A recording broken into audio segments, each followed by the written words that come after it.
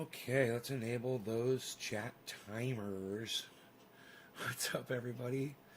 So, all kinds of news today. I got good news. I got fucked up news. But this is really not good news at all. So, India has decided to stop shipping out international vaccines. They were responsible for millions of them. And they just said, yeah, we're not going to do that anymore. Nice, huh?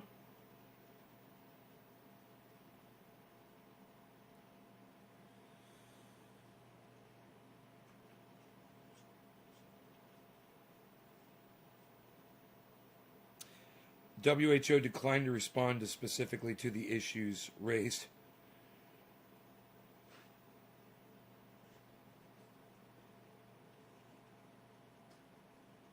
Wow.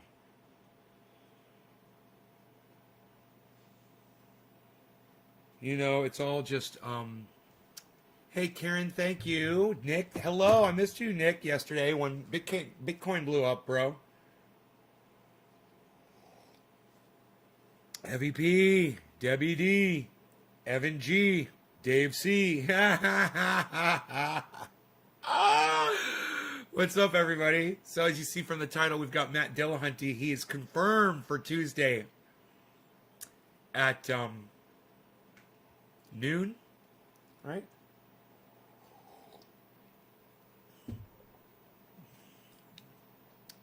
Matt Dillahunty from the Atheist Experience. And if you guys don't know who Matt Dillahunty is, you passed out. He is kind of like me, but he does it right so he doesn't get in trouble on YouTube. He hates liars as much as me. He stands for facts and truth. He's an atheist. And if you can't show it to him, if you can't prove it to him, he doesn't basically accept it. Hey, Aaron, John, love the shirt. You like my t-shirts? Thank you.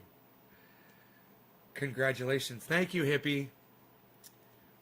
Now, the subtitle of this video is I lost a Bitcoin. And this is the bad news, but it's not really that. It turns out it's not as bad as it started out. So the other day I was in here, right, and I was all excited, remember, because I had bought my second Bitcoin. You guys remember that? Who was here when I purchased that second Bitcoin? I was all excited because I got it at 57.8, right?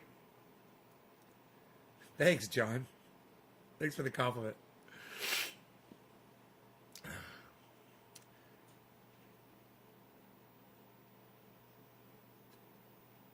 None of you were here for that, so that's cool. Nobody was here when I bought my second Bitcoin. Okay. And nobody's talking to me about it either. Okay. So, I don't know. Maybe you guys are just waiting for me to finish the story. I was hoping you guys were actually going to interact with me on it. So I made $10,000, Billy. No. Yeah, yeah.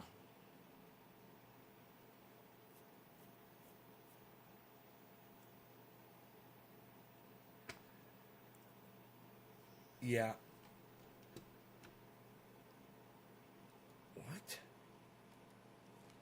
Ibra, you're blocked. No, obviously I don't want to know. It's not what I'm talking about. Okay, so none of you guys saw. Yeah, well, I was all excited a few nights ago on the show. I guess nobody was here, but I was all excited because I was buying my second Bitcoin, you know? And I did all the math. I was all excited, man. And then somebody says to me in the chat yesterday, they're like, dude, you should move that into BlockFi and start collecting your 6% interest on that. And I was like, yeah, I know, right? I've been wanting to do that. I just hadn't done it yet. Let me start doing it. So I started doing it yesterday. I started moving my Bitcoins into BlockFi. And I got about I don't know. It was about 3/4 of the way done moving it in. I started looking at it and I was like, man, the numbers aren't adding up. I don't understand where this 10 grand thing is coming from, guys. The numbers weren't adding up. And I started looking around for the rest of my Bitcoin. And I was like, dude, I'm missing like a whole fucking Bitcoin here. I don't understand where it is. I started going through each app. And I was looking at what I transferred. I was like, it all moved. Where did it go? I was like, I know I fucking bought it. I was so excited the other day. So this was this morning in my bedroom. You know, I was looking at my phone trying to figure this all out. And I said, before I even took a shower this morning, I said, which is rare for me to come out of the bedroom before I take a shower. But I was like, I'm going to go on my tracking on my computer and go see what the fuck's up. Because I know I had 2 Bitcoins, right? I come back out here and I pull up my tracking, and the very first app that I put in my tracking is Bitcoin.com. And Bitcoin.com, next to it, it's got out where I typed out how much I've got. And it says 0.553002881, you know, something like that. And I look at the price of it. I'm like, half a Bitcoin in Bitcoin.com. I look at the price. It's like $3,000. I look back at the Bitcoin amount. And I'm like, 0.5. So then I look back at the original.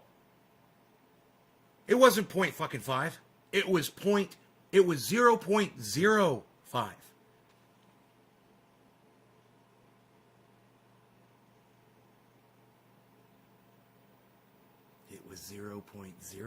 It wasn't 0.5. I don't have half a Bitcoin sitting in Bitcoin.com. Bitcoin.com sucks my dick.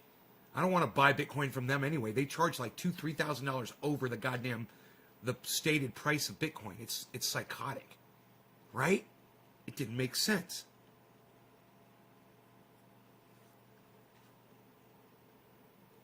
John, I literally, man, poor John. I'm so sorry, buddy, that I just explained it, man. Did you not hear what I said?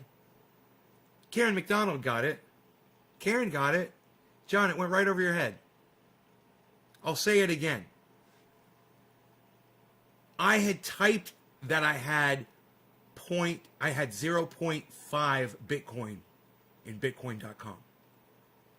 What I really had was 0.05508831 or whatever. Did you get it? I mistyped it. I never had 2 fucking Bitcoins. Never. I've never had 2 Bitcoins in my life. I was wrong. I was a big fat fucking liar, and I didn't realize it. I was telling everybody, yeah, these are my 2 Bitcoins. No. I don't have 2 Bitcoins. It does not make sense that I would have 2 Bitcoins.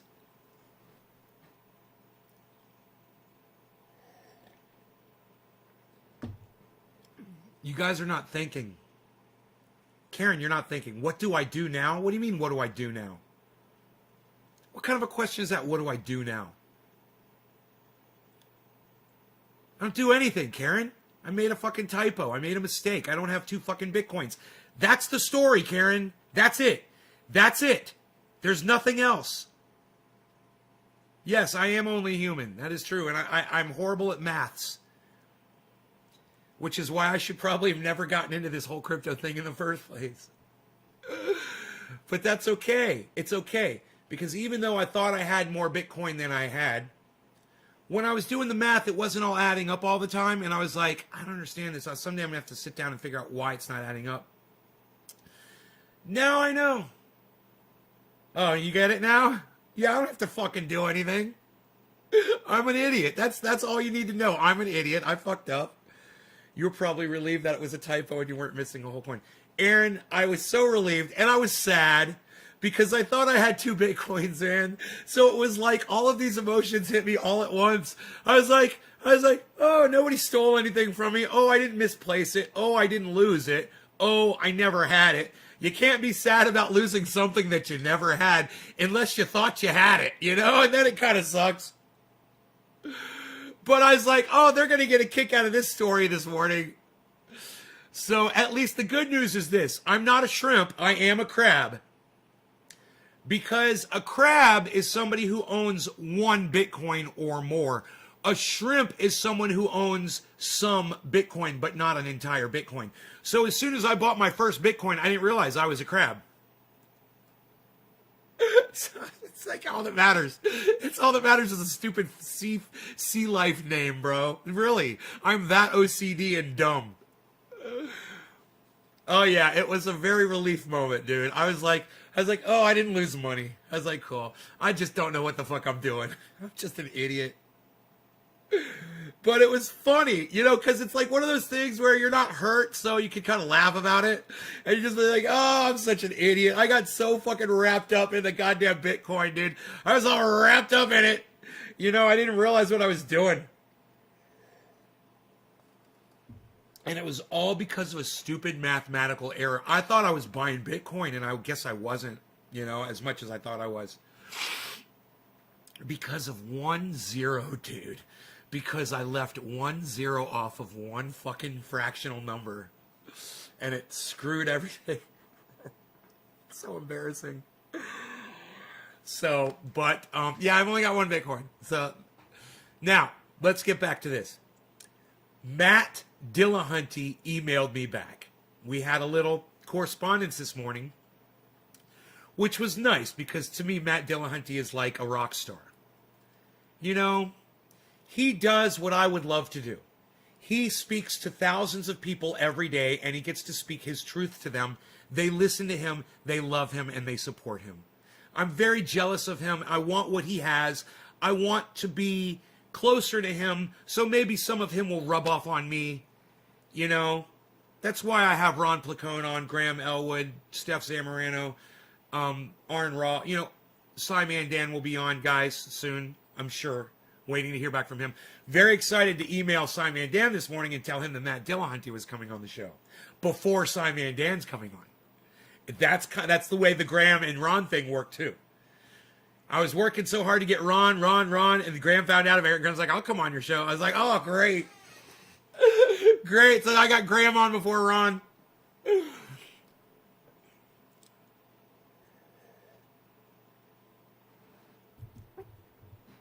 I don't know what Thuricide is. I've never heard of that. It doesn't sound safe, though. It sounds toxic. I hope you're going to be all right. Isn't it crazy how the thought of losing money can make you almost go crazy, Aaron? Yeah. What? Karen, you gave me $5? Karen, don't give me $5. Thank you so much. I really appreciate that super chat. That makes me feel good. Thank you so much. Karen gave me a super chat, everybody. Now, of course, I don't do bong hits for super chats, but I will give you a massive thank you for that. Thank you so much for that. And let's make that semi-transparent. Let's brighten up those letters. Let's get that color out of there. Oh, we can put the color back in, I think. Yeah, we're good. Cool. Good. Very good.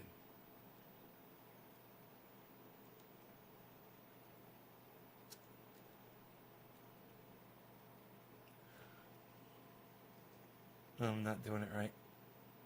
I don't do it like this. My bees. I do that every show. My bees.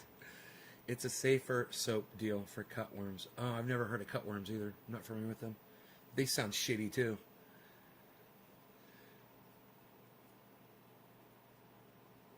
Why? Oh, you inhaled it. Yeah, I got me a backpack sprayer. I'm really excited about it. It's an atomizer. I haven't taken it out of the box yet, but it's sitting in the garage. When I need it, I'll have it here.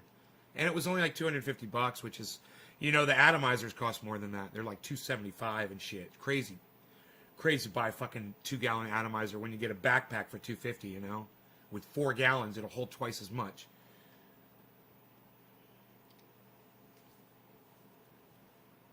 You're bigger than any of them to me, bro, and definitely way more talented. Yeah, today is not my birthday, and don't be wishing me a happy birthday. Even if it was my birthday, you guys, I don't want you wishing me a happy birthday on this show, so please don't do it. I don't really celebrate it. Oh, it's your birthday?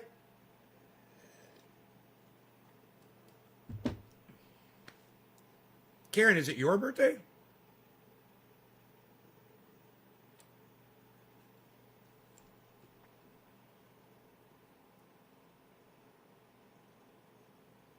I missed that. If you said it, I missed it. You hide on your birthday? Yeah, I don't tell anybody when my birthday is. I don't want that information out there. It's just nobody's fucking business. Oh, happy birthday, Karen. Very good.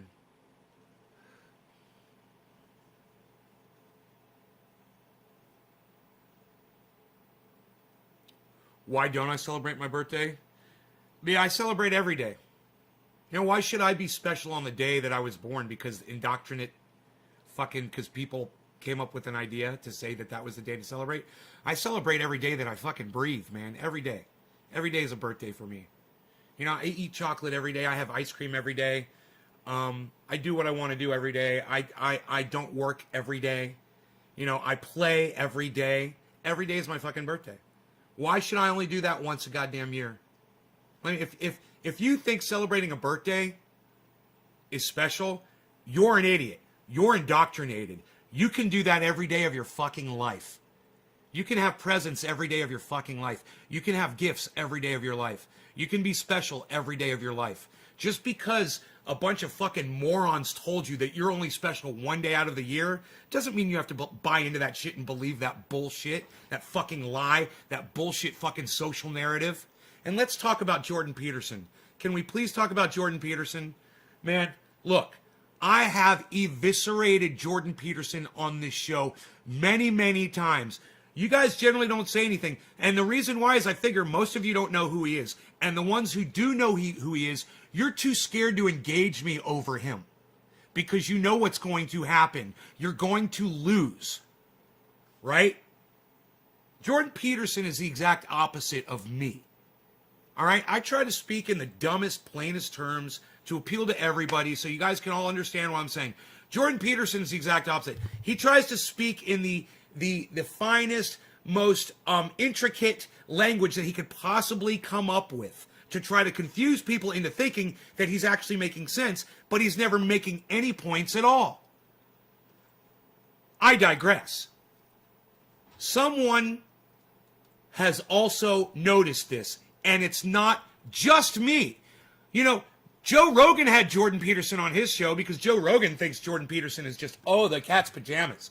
Oh, Jordan Peterson. Oh, look at all these people that follow Jordan Peterson. Oh, he's just so smart. Now, he's putting everything in context, and he's talking about social issues and the context that they reside, and he's using big words that nobody understands, and that makes him a special person that gets to go on the Joe Rogan Experience.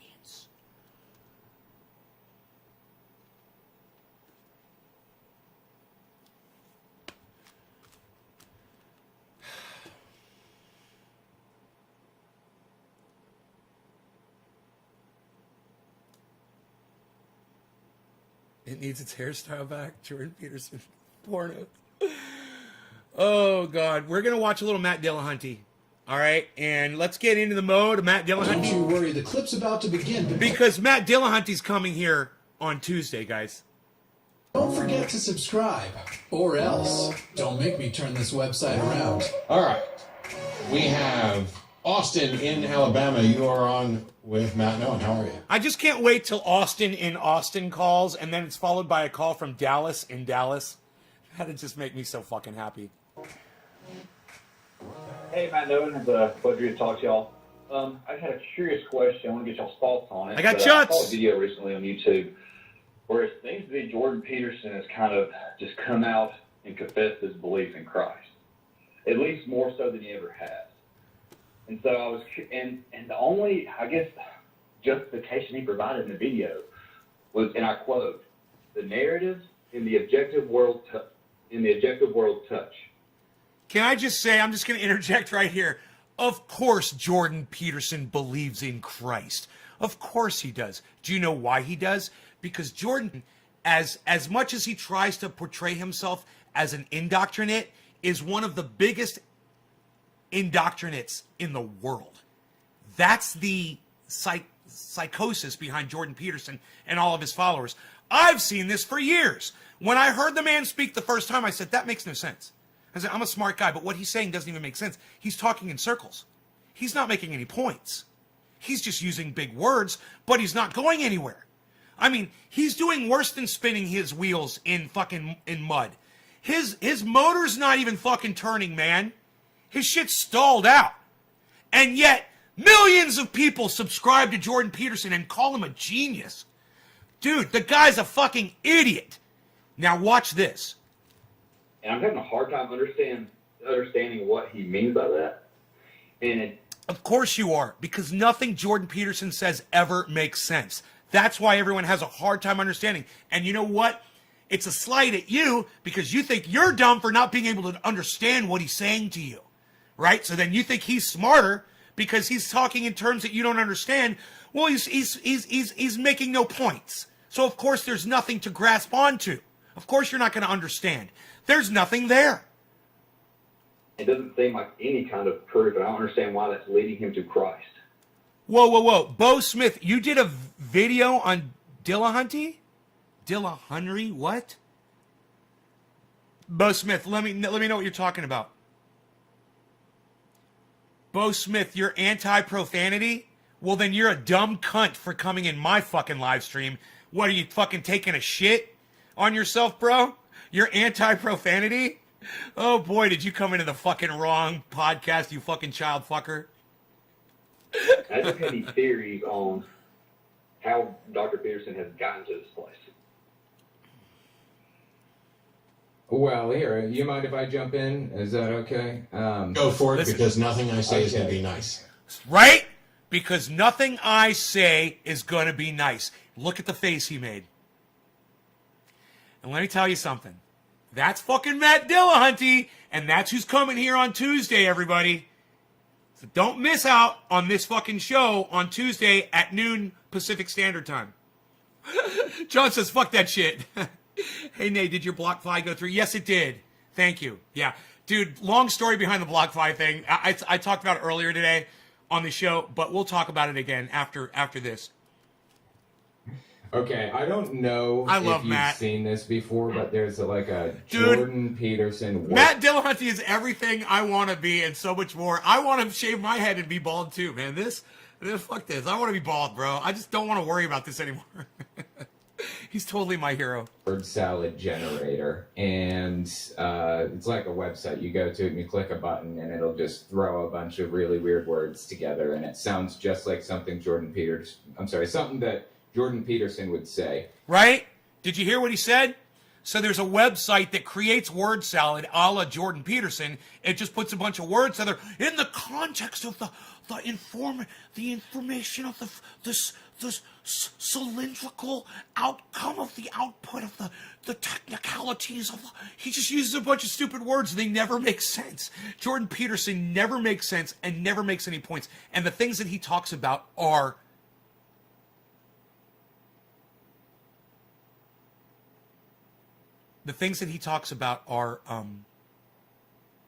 irrelevant.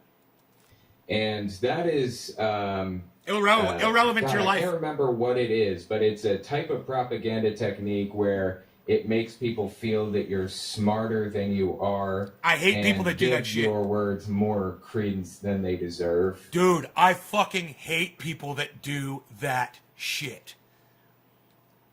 Ben Shapiro, Jordan Peterson, they think they're so fucking smart and they think they're so much higher above other people when they talk.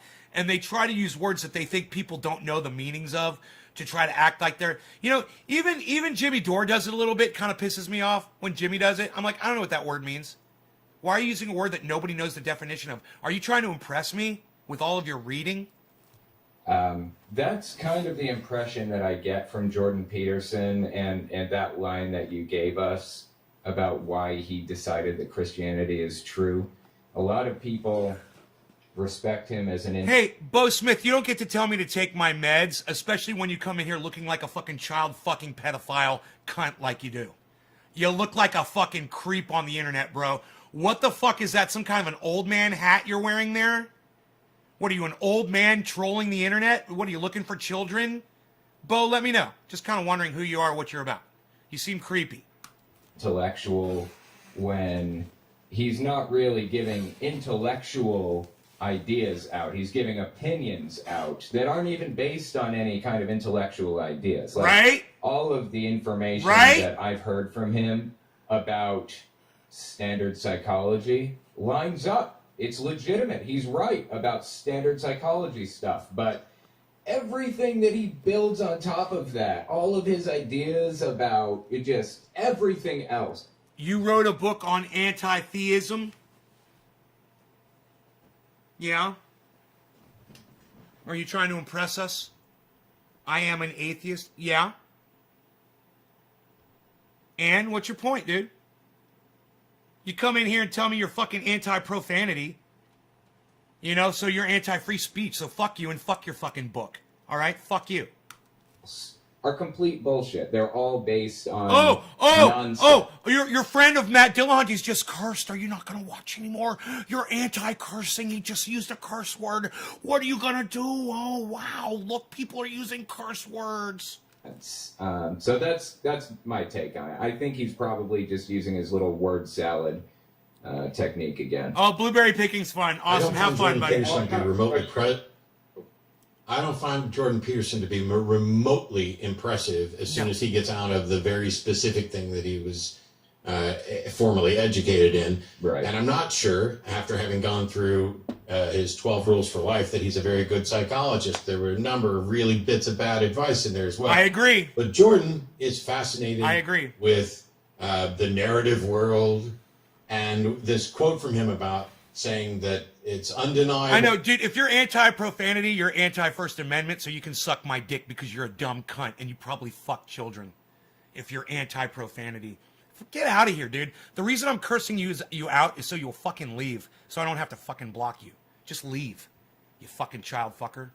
That the objective world and that the narrative world touch is basically him saying the real tangible world and this world of metaphor and story that we like must touch. Well, he's right. They do touch. It's a deepity. They touch in the sense that human beings invent stories and narrative, and human beings are part of the objective world, and they're describing things about their experiences.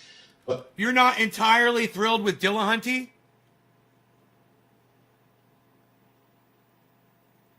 You got a problem with Matt Dillahunty? You're the first person that I've ever heard say those words in that order. I am not entirely thrilled with Dillahunty. Huh. I wonder why. He must say some things you disagree with, huh? What, do you believe in Jesus, bro? I thought you said you were an atheist.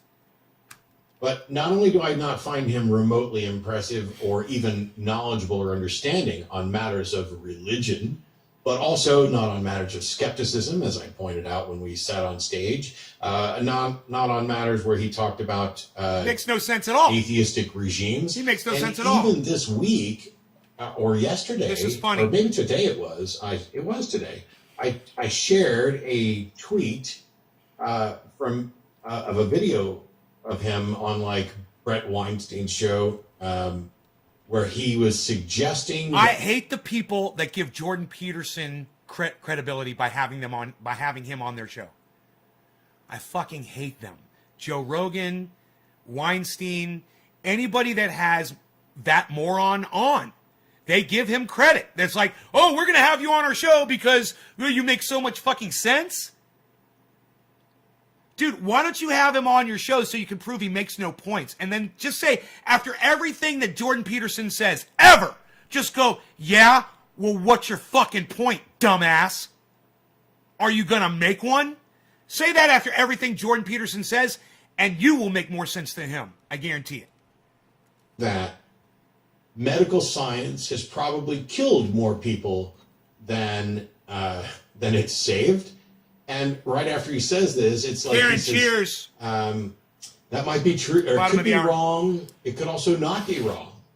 And so he's covering all his bases. He's going to make a dangerous, unskeptical pronouncement about how medical science has probably killed more people than it's saved, which is just boneheadedly stupid from a guy who tried to avoid his own addiction consequences by being put into a coma on experimental treatment because he's too much of a fucking narcissist and an egomaniac to actually suffer through. Well, then you're a fucking hypocrite, Bo. You said you're anti-profanity, but then you come out and you say, oh, but I use it. So you're a fucking hypocrite. Great. Now we know what kind of a person you are. You're a fucking liar and a hypocrite. You're a liar because you're not anti-profanity, because you fucking use it, you dumb cunt. You know, oh, you've got a profanity line? Really? You got a profanity line, you stupid fucking cunt? God damn. Where'd you get your fucking line from, dude? Kmart? Withdrawal and the weaning off that the doctors were actually recommended. And now he's saying, oh, well, it could be the case. It might be, maybe it's the case that medicine is actually, we're building superbugs. Maybe medicine's done more harm than good. I don't know. I'm just saying it could be wrong. Could be wrong. Why the fuck does anybody listen to him? Who talks like that? I have zero interest and respect. Dude, you think you have a nicer bong than me, you fucking piece of shit? That's my daily driver, you dumbass. I collect glass, you fucker. I guarantee you I got bongs in here you couldn't even fucking afford. You fucking idiot. God, what a little fucking... You are a child fucker, aren't you? What's the matter with Kmart? It's going out of business, son. Are there any fucking Kmarts even left, bro? For anything Jordan Peterson ever says. It's like I'm anti-sex, but I jack off. That's hilarious. Even with his talk, I've listened to that. He misrepresents science all the time. And I guess what Nick called you a cuck. Is that I love it. There's so many, I guess, Christian intellectuals who are just jumping on this as it's like more proof for their God. And, you know, that, oh, just intellectual is now on our side. And it's just like, this is nothing. Like, why are you thinking this is something? Can you tell me? I even have atheist friends that love Jordan Peterson. And that still, you know, follow him to his, you know, every word. And I'm like, and let me tell you something. If you are a Jordan Peterson follower, you're like a flat earther because you're not listening to the facts. You're not listening to what he says. You're just hearing the droning, and it makes you feel good because it makes you feel like you're smart. It's the same thing with flat earth. You're not really looking deeply into it because if you do, you find out there's no substance.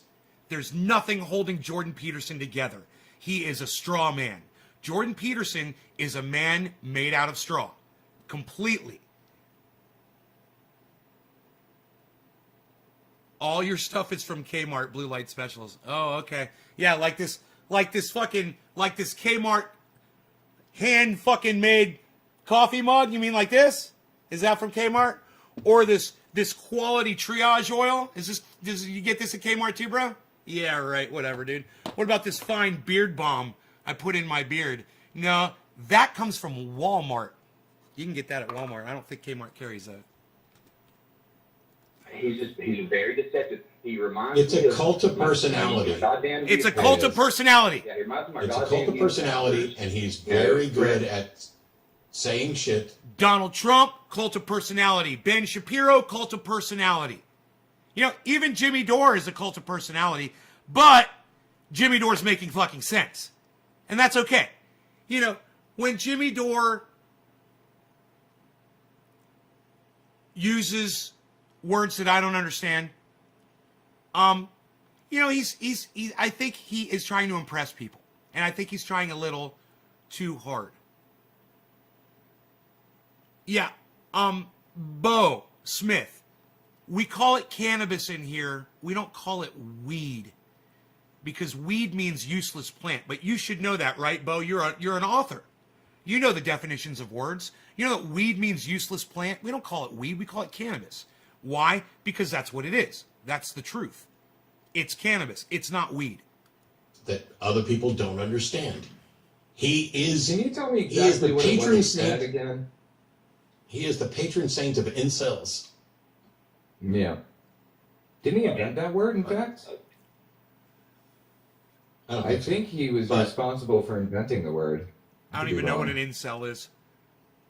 But do you remember what it was he said about Christianity? You said that he gave a brief sentence-long explanation for why Christianity was right, didn't you? What was it that he said exactly? Oh, well, it was a recent video. All it was, and this is what I'm looking at right now, quoting. It says, "The narrative and the objective world touch." And what he basically was saying was the best, representation of this is Christ. And then, he pulled his, Who never Jordan Existed. Peterson act, where he really tries to get people on. Hi, what's up, Caliana? And he's like, I'm scared of the reality of this being true. I don't know really what to do about it. Yeah. And it's just In an article. Yeah. In an article, the quote is, C.S. Lewis pointed this out, that the difference between... Now, Matt Dillahunty and I defer on the existence of Jesus Christ, right? Were you always so cute? Yeah, you want to see how fucking cute I was, motherfucker?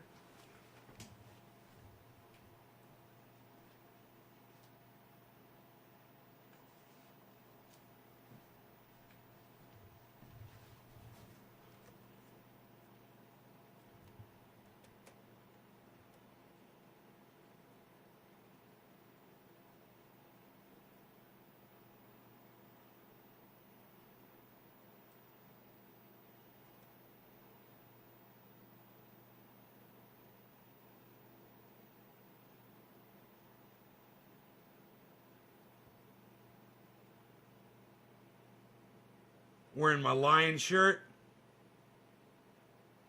My King of the Jungle shirt. What? Got the bumper pool action.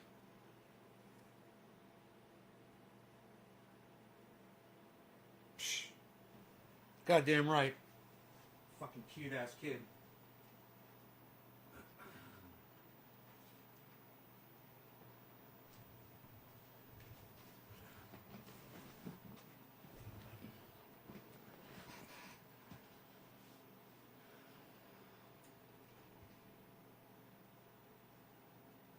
He's saying, I don't Shifuk Mias. I bet $5 you were shit. I bet $5 you were shit talking. You're holding the stick wrong, Postman. He's saying, I don't find him remotely impressive, but what makes him the judge of what is impressive? Well, Shifu, you would have to, you'd have to know who Matt Dillahunty is. You'd have to listen to him and understand what kind of a person he is. And you can get to know him by coming here on Tuesday and catching my interview with Matt Dillahunty. And then you'll see what makes Matt the judge of what is impressive. Since you obviously have no idea who he is at all. Yeah, he's a pretty good judge of character, man. He's a pretty smart guy. Pretty much got it going on. Christ and the mythological gods was that there's a representation, a historical representation of Christ as well. You can debate whether or not this is genuine. There is still a historical story. So in that first sentence, he's already... And Matt sometimes uses words that I don't understand too, and it pisses me off. And it doesn't make me want to be smarter. It just makes me say, hey man, why don't you use words that everybody knows the definitions of? It's kind of like an elite thing. Ugh.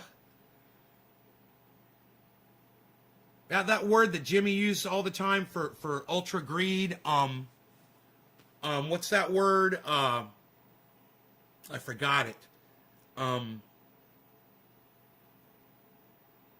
Politicians and greedy, rapacious politicians, rapacious. Who says that, I had to look it up. Okay, Google. Rapacious, definition.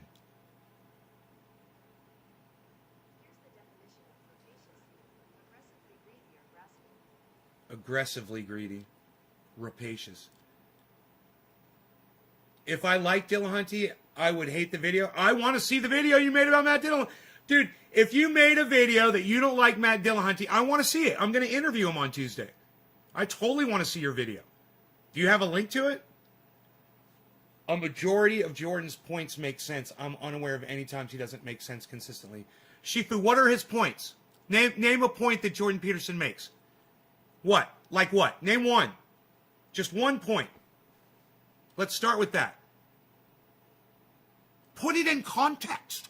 put it in context for us, Shifu, so we can all see the correct context of the way it's being portrayed. And so that we all can understand the context of the contextuality of it.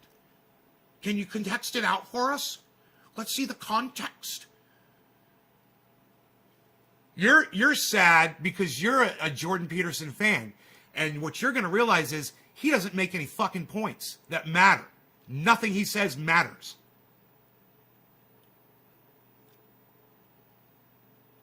That men and women should be treated equally. Dude, you're telling me that equality, a known concept, equality for all mankind, is Jordan Peterson's idea? You're an idiot. I should just block you right now. You're a moron, She. Really? Really? That's your thing? That men and women should be treated equally.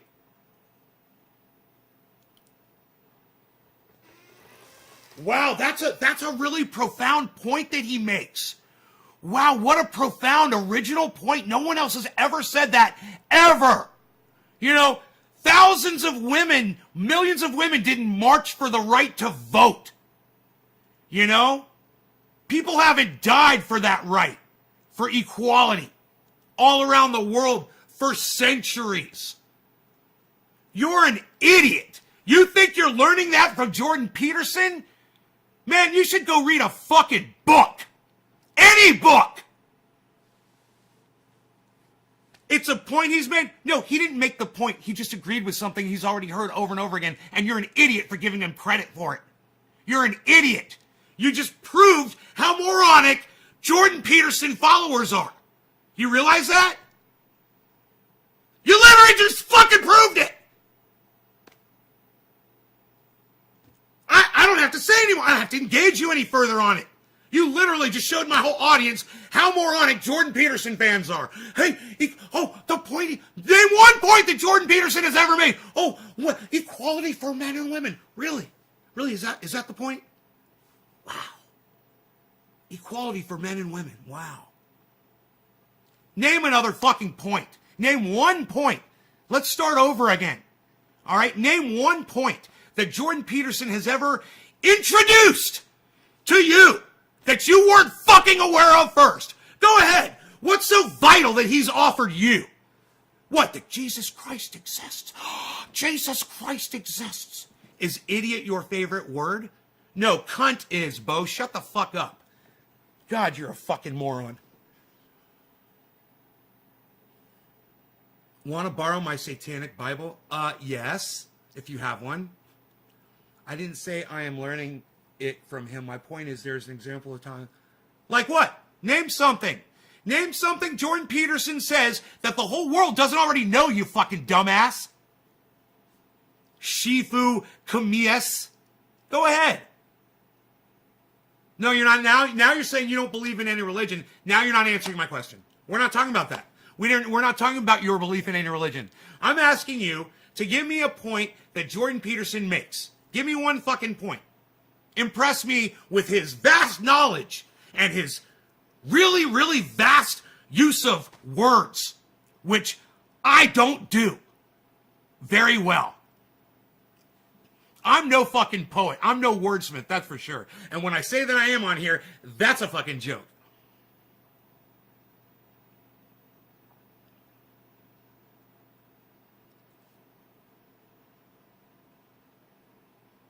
No, I don't have a copy of it. No, but I'd like to see it, actually. I'd be very curious to see what's in the Satanic Bible.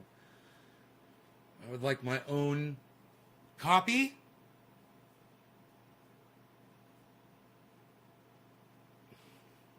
Thank you very much.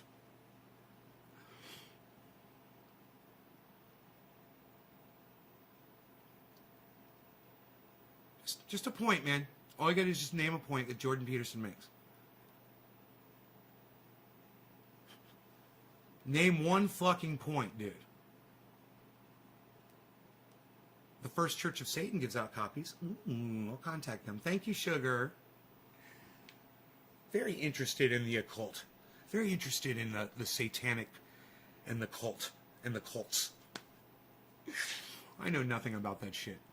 where Matt says something the whole world doesn't know. It's not he's making particularly groundbreaking points. He has written books and is a great debater.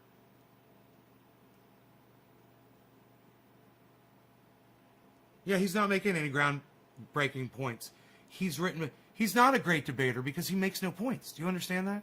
There's nothing to fucking argue about. The shit that he talks about is pointless. Right? And who fucking cares about the social issues that Jordan Peterson addresses are meaningless and worthless and a waste of time.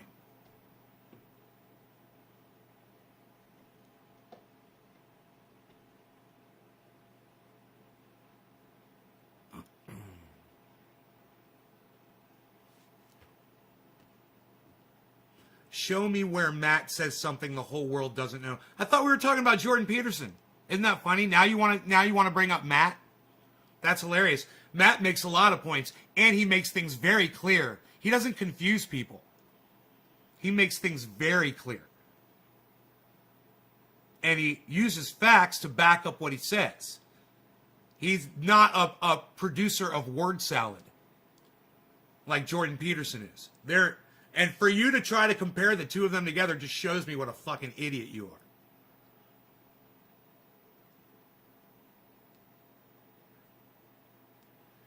Equality of outcome. You're an idiot. Who fucking cares, dude? Hey, man, who in my live chat thinks that equality of outcome is very dangerous and needs to be discussed? Who's interested in talking about that? Equality of outcome. Anybody? Who in my live stream wants to talk about equality of outcome? Anybody? Does anybody want to talk about that?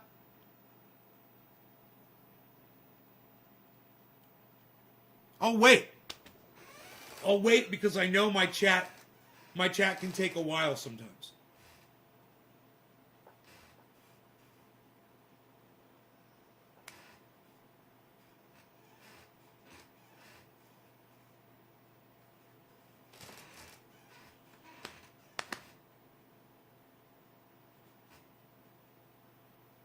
Yeah. Nobody's interested in this bullshit, dude, except for you. You're a fucking loser. You're just like every other loser that follows Jordan Peterson. You're all a bunch of fucking losers. It's kind of like the fucking Proud Boys. You're all a bunch of fucking losers. You got nothing. But you got each other. I don't know how else to say it, man. I mean, if you put stock in Jordan Peterson, you prove to me that you're not listening to what people say at all. I don't even know why you're here on my stream. You're not fucking paying attention.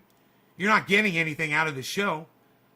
If you listen to Jordan Peterson, you realize he makes no points that are valid. He says nothing. He's a fucking waste of breath and a waste of skin. The Mason edition. Thank you, Jerry Wolf. It's only $22.99. The Satanic Bible.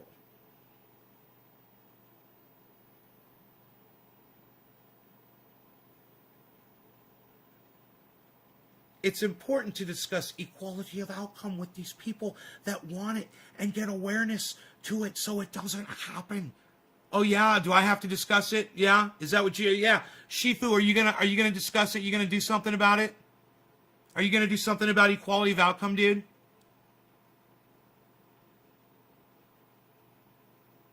You and Jordan Peterson gonna work together and fix things, bro?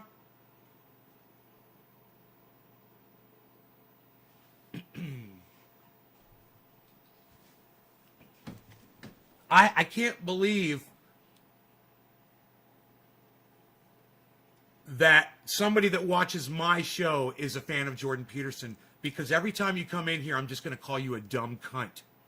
Because you are a dumb cunt. You're like a Trump supporter. You know? You're a dumb fucking cunt. You don't need to discuss it, lol. You get very aggressive, don't you, when people make fun? You haven't made a single fucking point. No, I'm not blocking you. You haven't made any points. I'm keeping you on here so everybody can see that I'm right about Jordan Peterson, and that Matt Dillahunty is right about Jordan Peterson, and that dude with the glasses right there is right about Jordan Peterson. I'm going to keep you here because you're a fucking Jordan Peterson fan, and you haven't been able to make any points. You've attacked Matt Dillahunty, but we're not talking about Matt Dillahunty. You called Jordan Peterson a great debater, but what's he debating? What's the fucking debate? What's the argument? Where's the argument? What's he making known? The outcome of equality. And Jesus is real. Oh, and is he going to debate the reality of Jesus? Is that going to be it? You fucking idiot. Bo Smith, when I was fucking your mom up her ass, bro. You dumb cunt. Ah!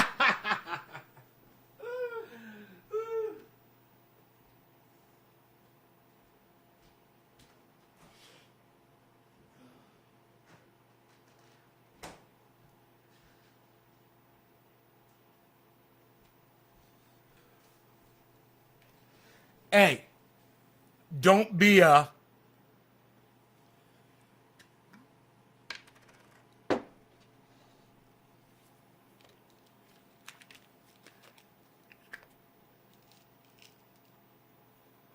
You've got a personal beef with Trump? I didn't give you permission to leave. Bo Smith, you're such a douchebag.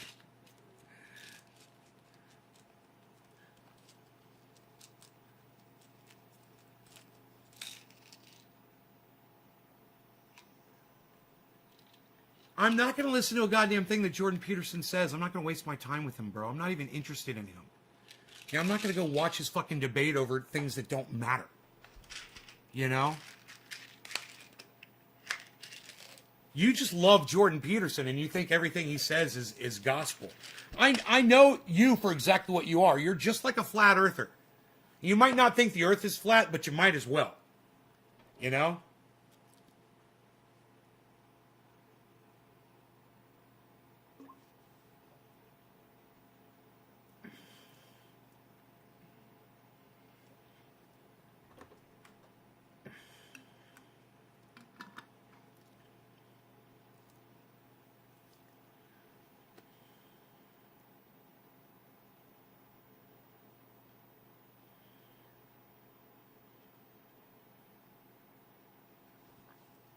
Chris P, right on, buddy.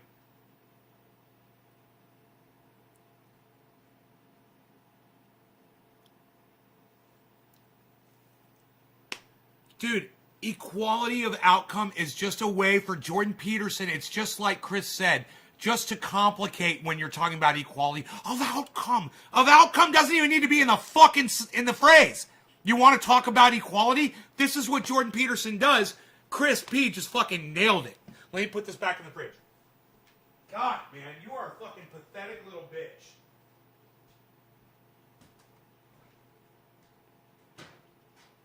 I just can't believe that Jordan Peterson has so many followers, but so many people are so stupid. Yeah, it's just like why there's so many people that believe that Jesus Christ existed on no evidence whatsoever. You guys will fucking believe anything. Jordan Peterson comes along fucking hashing up words and shit, and you guys, oh, your dicks get fucking hard. You know?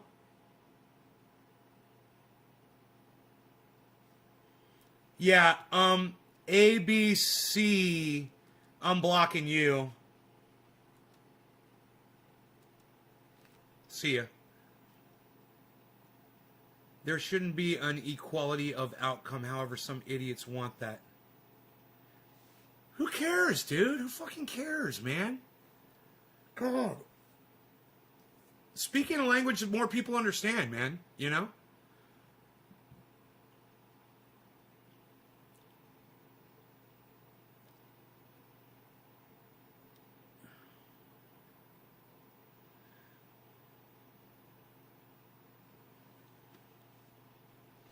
I understand religion because they're check this out, Dave.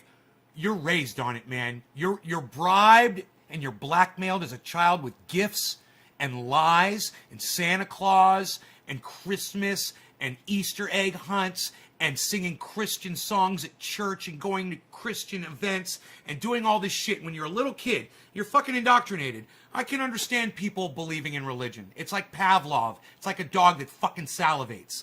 That's a fucking Christian. I understand that. However, when it comes to Jordan Peterson, they were all adults when they found out about him. You know, and they still just fell into it. Why? Because most of them were already fooled into believing into shit like Jesus Christ and shit like that. It's just they're easily lied to. It's comfortable for them. You know, people like this idiot Shifu, fucking dumbass motherfucker, Anano fuck on YouTube. He thinks Jordan Peterson is awesome because he's easily indoctrinated by bullshit. You know, he's easily lied to. He's like a fucking cult, dude. Jordan Peterson is like a goddamn occultist, like a cult leader. You know, and cult leaders don't have to make sense. It just has to be what he called it. And what he called it, a cult of personality. So it makes these guys' dicks get hard, and they're bought, and they're right in. You know? They're fucking right in there. Talking to somebody like this isn't gonna get through to this fucking cuck bitch. He thinks Jordan Peterson makes sense. You know, when you're making sense, he's not gonna fucking understand it. You know? He doesn't understand anything, obviously. He just thinks blah, blah, blah. Oh, outcome of equality. What? What do you mean outcome of equality? What? Oh, I understand what that read a book. Oh, it's all so important. Jordan Peterson said it. What?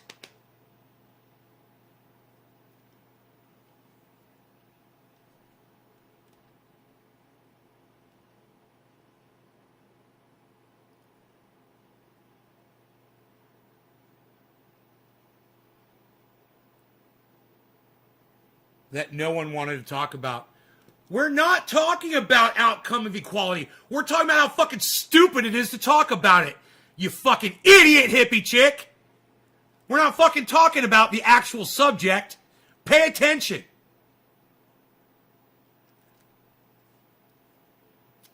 Dude, clean my house. Really? Did you just fucking say that to me? My house is fucking immaculate, you idiot.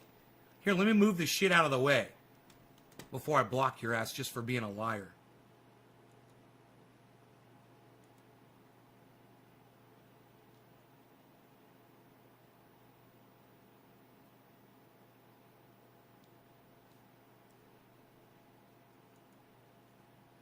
What do you mean fucking clean my house, dumbass? What do you mean? What do you mean? What are you talking about? What do you mean clean my fucking house? What are you talking about? What are you talking about? What, clean my dog off the couch? Is that what you mean? Clean my fucking Bitcoin off the goddamn counter? Clean my bong off the counter? What? Clean off my fucking glass? What? What are you talking about? That doesn't even make sense. Clean my house? What are you talking about? Oh, you're talking about the intentional throw that's here over the couch? You mean that? The blanket that's there with the fringes on it to make it look kind of crazy? You mean that? Is that it? Of course my house is immaculate. It's a disaster. Oh, what? Because of the dog toys? Oh, because of the pillow with the dog toys on it? What, because the keyboard? The candles? What? Doesn't make sense. You're a fucking idiot. You're such a little attention whore. You're so desperate for fucking my attention. Hilarious. And the only reason I'm blocking you is because I want to pay attention to my good audience members, not some little cunt bitch like you. And just remember this. Your mom's face and my cock, and she's licking the salt off my balls. Think of your mom, all right? Think of your mom, Bo. Bo's mom licking the salt, licking my taint.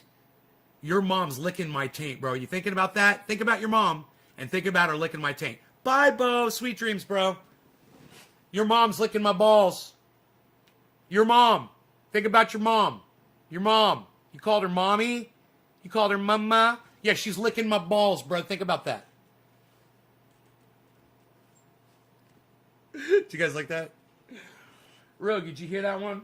I told him to think about his mom while she's licking my balls. Ah! he approves. You approve of that? Rogan, speak. Oh, oh, oh. Rogan, speak. Good boy. Speak. Rogan, speak. Oh, oh, oh, oh. Rogan, speak. Good boy. You sit down, boy.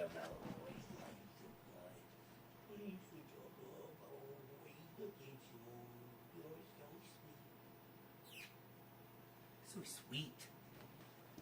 Ah.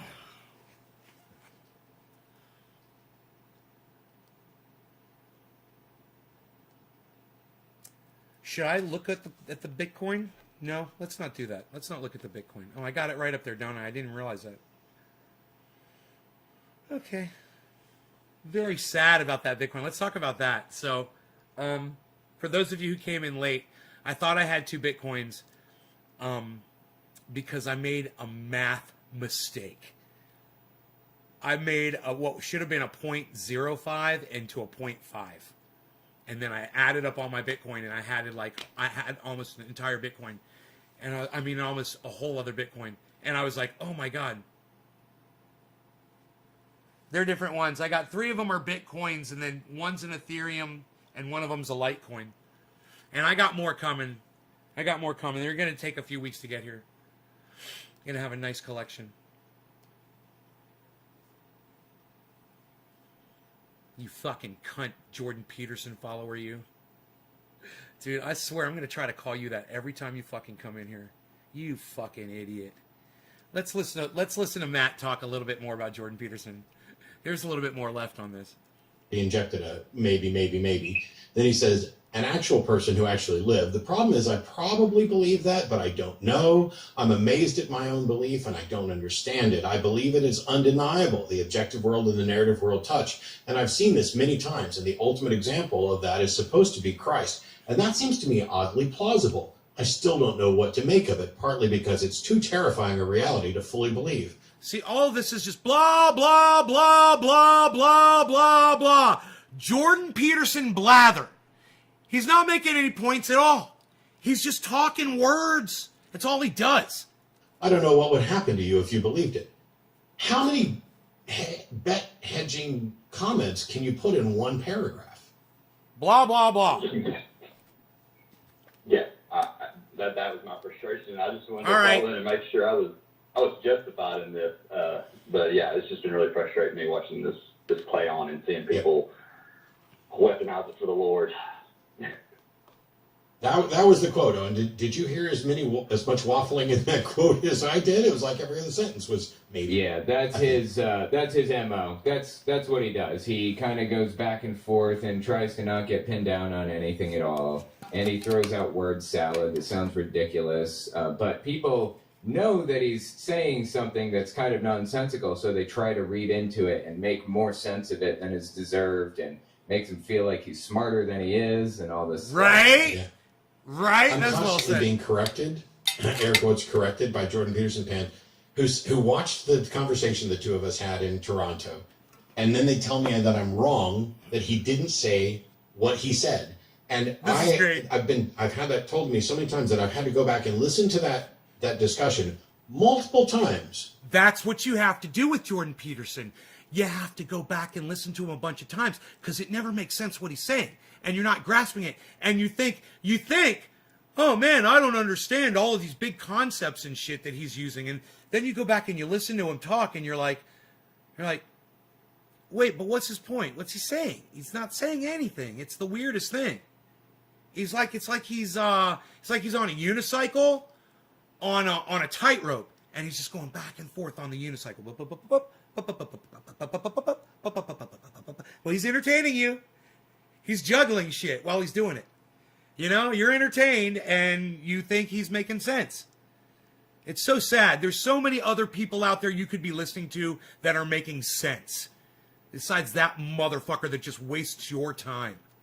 To make sure that he actually said what I thought he said. And it turns out he did say exactly what I thought he said. It's just they're reading with so much charitable listening that they're willing to bend over backwards because he's their guru. Austin, you want to drop us like a bad habit, or should we hang up on you? Hey, I let y'all hang up on me last time, so I'm going to do it this time. See ya. Please. Okay. No. We're done. And Austin dropped us. I know. Oh, for the record, I wanted to say I looked it up, and the producer also looked it up while we were talking. But Jordan Peterson did not create the word incel. I think he popularized it a lot. And like you said, he is the patron saint of incels. So there's the answer to the question. The guy. So, I get it. There's an unidentifiable quality of charisma, and different people have it, or actually different people are viewed to have it. And it kind of is like it's like ASMR. ASMR is bullshit. It's, hey, here's something that I like listening to. And you can just say the same thing about charisma. Oh, this is the person that I like listening to. And so they'll listen to. I've watched some of Matt Dillahunty's speech on Did Jesus Really Exist? My take was Matt leaned more towards Jesus was a real person. I know, right? And a historical figure over a mythical creature, as you state. Could you ask Matt to clarify his stance on your platform? Oh, yeah, we're going to talk about that because me and him totally disagree. I totally disagree with Matt. I called him on his show. We talked about it. He told me to put my bong down when I called him into his show. And I said at the very end of the call, I go, Trendy has Davers. He's all confused. And they put that on the clip. They clipped it and made a big clip. It had thousands and thousands of views. It's great. I said, yeah, man, you know, I seem to kind of think that you actually think that there actually was a Jesus. And I say that there's absolutely no proof whatsoever that Jesus existed at all. And he said, well, there is the testimony of Paul. And I say, one person? So one person writing a story, writing words down on a piece of paper or a scripture, that's proof? That's evidence? That's evidence that somebody existed? Well, he spoke to 3 people who supposedly said that they met Jesus. Oh, is that what he wrote down on his piece of paper? That he met the 3 wise men or whatever, you know? I'm like, no, bro. So, you know, Matt Dillahunty and I completely disagree. And I say, it's still, you know, a little bit of his old beliefs that are giving him this blind spot. Because aside from Paul's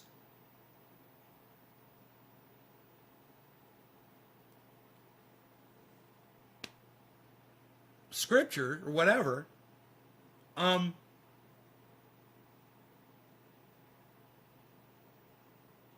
you know, everything in the Bible where it says Jesus said this or Jesus did that or whatever the fuck Jesus did is a testimony from somebody, supposedly, right? So why is Paul's serve as the evidence when, you know, we could go into the Bible and find scriptures that say Jesus said this or Jesus did that? What about this one, Matt? Why is this one different from Paul's scripture? Why not take the whole freaking Bible on its face, on its word and what it says? If you're going to take Paul's, you know, isn't Paul's part of the Bible too? I don't know. These are questions I guess I could ask. You know, and I feel bad because I have absolutely no education in religion. My sister does, but I have none. And so he's going to be a little put off by the fact that I have such a limited knowledge of religion and that I am attempting to engage him with his vast knowledge of it. You know, I just hope I don't put him off that much. You know, because I totally agree with him on everything else, man. I'd love to discuss with him, you know, the story of the Jews building the pyramids and crossing the desert for 40 years. Yeah, I'd love to discuss that with him because this is the existence of Moses. And I say Moses doesn't exist. ever. It's a lie. It's a story. You know, there's no evidence that the Jews crossed the desert. There's no evidence they built the fucking pyramids because they didn't. And these are the kinds of things that I like to discuss with him, but that's not really what the intent of my interview is. You know, the intent of my interview is really to get to know him more on a personal level than the way I already do, is know more about him and know what drives him and what got him to where he is today. And there's a lot of questions. I've already got I went through them today, the questions that I've got. I'm ready. He wanted to do it today. He's like, we could do it tomorrow. And I was like, or tomorrow. Or today, I can't remember when this was. And I was like, or Tuesday, he said. I said Tuesday. I was like, it not only wasn't it enough time for me to really get prepared for it mentally, to have all the questions ready and everything, and to watch some background on him, to watch some other interviews with him, to watch some of his podcasts. But I didn't have time to promote it on my show and let people know he was going to be here. Not that it matters, because check this out. Anytime I have someone on my show and I promote it and let you guys know, you guys never fucking show up anyway. It's fucking horrible. You know, I get like 30 or 40 people, but there should be 500, you know? So, just so you all know, it's going to be Tuesday at noon, Northern California time. All right? It's going to be fucking awesome. I can't wait. I'm so excited. So, hey, wow, look, I watched The Line and over to the right, the recommended videos. None of them are Line videos. At first, at least. Oh, there's one finally. Caller doesn't believe Matt Dillahunty has used ration or reason. Bonus trippin' caller. Huh, let's listen to this one. This might be interesting.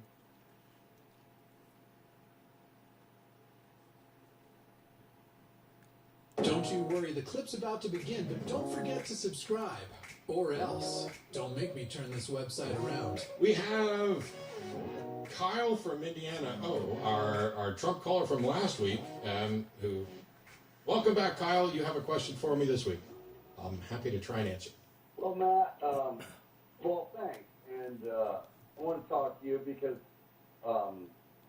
I found that when dealing with people, and if I do not communicate in a level that you understand, please ask me questions, Matt, because, and here's where I'm at. I've been following you a long time, and one of your mantra, or your main mantra, and sorry if I am wrong, but is you want to believe Steve running, cheers. as much things that are true as possible and not believe things that aren't true. And I promise you that is how I approach things. Except that last week, situational ethics. except that last week you repeatedly, last week you repeatedly agreed with me on political positions that you voted for the person who stands in opposition to. So I'm not convinced that you are as concerned with truth, because if you're, or at least that you don't prioritize those. See how he judges over people just like I do. whether or not you're going to make a buck, which is another thing that I have disagreed about. But you have a question for this week, so let's not rehash last week. Let's do this week. Yes, I do. Absolutely. Thank you. Because it's something we agreed about. I'd like to talk about pro-choice, and the reason I approached this is because I researched your guest who isn't there, but I watched a few things about him, and I learned a little bit more about him. So, Kyle, we both agree that women have the right to choose, correct? Kyle, I need you to pause, because the call screener information that was sent to me about what you want to talk about doesn't include abortion, pro-choice, nothing. The question here says, is President Biden someone who's actually atheist friendly? Which topic were you actually going to talk about? Thank you. Okay, I can lead into that because that is where I started. This week, the press secretary came out, and when the press, and mind you, I get my media from watching the conference, not from the media. I watch, it's all available. C-SPAN's awesome. when asked about his abortion position, her answer was that he is a devout Catholic. And I think we both know from your history where you stand on the Catholic Church and pedophilia. So I have to wonder, because I feel the same way, how does that conflict with him saying that he is pro-choice? Because we obviously know what the Catholic Church position is. So either he's not being genuine or he's going to follow his religious belief. And I would like your thoughts on that. Thank you, Matt. I appreciate the time to talk. Sure. What on earth does the Catholic Church and pedophilia have to do with his position on abortion? Absolutely nothing, so there was pointless to bring it up. Well, because he is a Catholic. When was our last Catholic? So what? John F. Kennedy. But so what? Absolutely. Are you going to let me? Are you going to let me address? Before we were born, just by a little bit. Click. Go ahead, Matt. Thank you for giving me permission to respond to your question. It's your show. I'm just trying to. I'm well fucking aware. I apologize. I'm also aware of logical fallacies, and Biden's position on abortion is his own personal position, and it's entirely consistent with many Catholics. You do realize that the Catholic Church is fine with science and evolution, where the Baptist Church probably isn't in most cases. But Joe Biden's personal position on abortion may very well be similar to many other Catholics, which is that he might believe that it is immoral, but he might also believe that it should be free for people to make that decision, that it should not be, we shouldn't be legislating morality, and we shouldn't specifically be legislating his perspective on morality, because the United States has a plurality of views with regard to religions and morality. So it's entirely possible that President Biden is personally opposed to abortion and would never want to encourage one or looks at it as a moral problem, and yet still is perfectly fine with allowing and supporting pro-choice legislation. Hey, Lance, what happened to you recently? What are you talking about? Let us know. That is not necessarily a conflict, but even if it is, it's his own personal conflict between him and his church. It's nobody else's business. And so as long as he's going to continue to support pro-choice legislation, I don't have a problem with it. And that's wholly consistent with what I've said on abortion for the past decade or more, which is, if you want to call in and argue that abortion is moral or immoral, I don't fucking care. All I care about is whether or not you are willing to legally allow it. And Biden is. So it doesn't matter what he and the Pope talk about in private. He is President of the United States. Conversations between him and the Pope are very important. No, they're not. No, they're not. No, they're not. Important in the context that you're indoctrinated to think that religion matters. It's none of your business what Biden talks to with the religious leader. Not a bit. It used to be. No, it never was. It used to be. It has never been. This guy's hilarious. Kyle, It used to be. Kyle, stop. Okay, go ahead. It has never been your business what goes on between a person and their religious leader, period. Unknowingly? Only the actions that they may or may not take on behalf of that. That's it. He's not wasting people's time, dude. He's talking about what people want to talk about. He's answering questions from people, and he's doing it quickly. The fact that you're having a hard time tracking what Matt's saying proves it. You're not listening. He's addressing what the guy said. Do you understand that? He's not just blathering like Jordan Peterson does. Just blah, blah, blah, blah, blah. You're just, How are you convinced that Biden will not allow his Catholic convictions to interfere with his decisions when it comes to... I don't know. How about a 40-plus record? How about a 40-plus fucking record of doing it?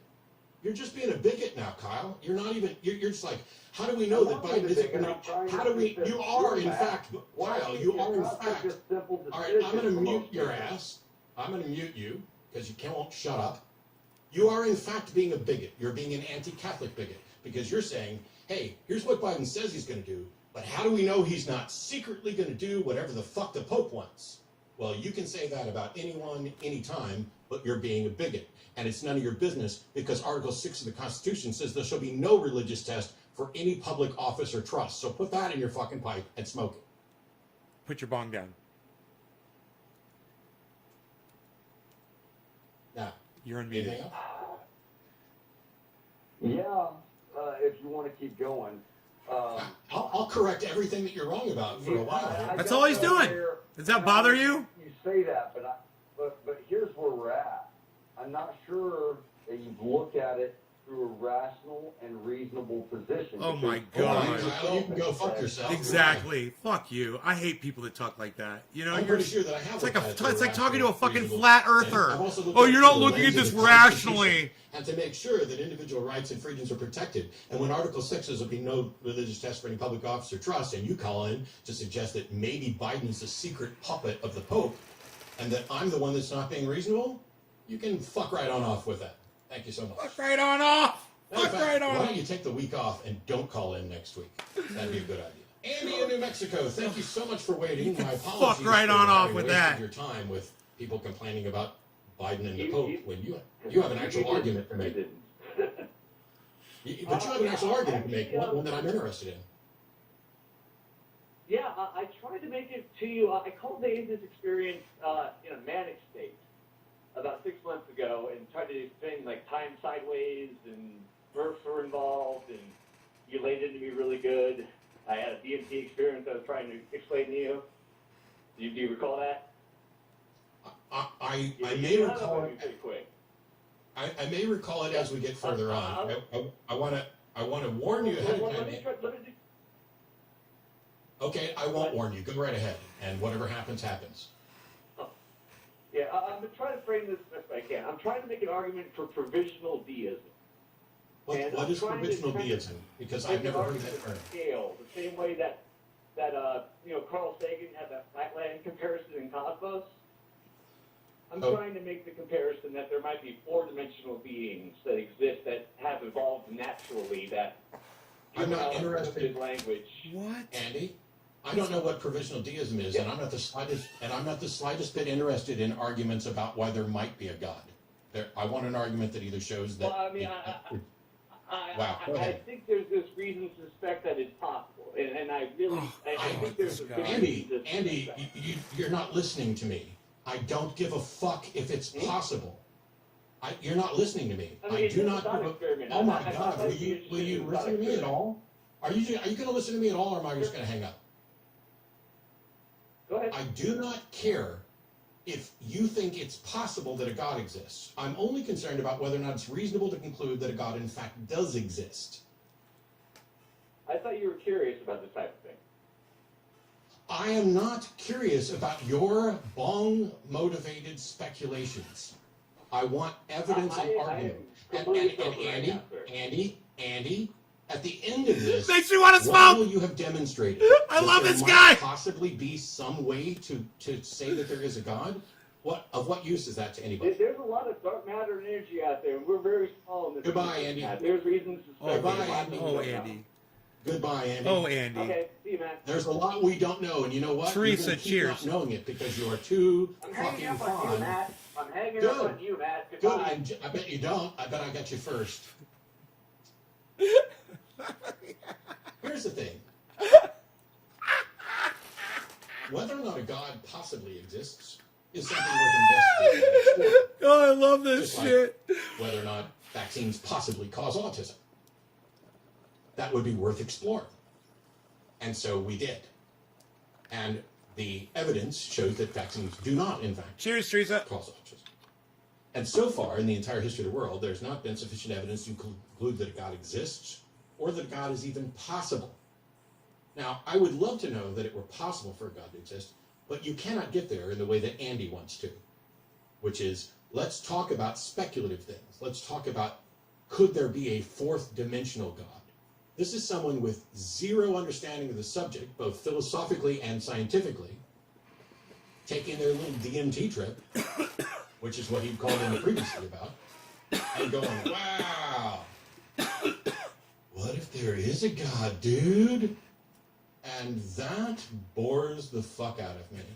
Because I want to argue about the God that the overwhelming majority of people believe in, because that's the God that guides their decision on how they're going to vote, who they're going to elect, what rules and laws they put in place for everybody else. There you go. Not once in the history of the world has there been, nor could there be, someone saying, you know what, man, it's possible there's like a four-dimensional God thing, and because of that, we should criminalize abortion and not let trans people serve in the military.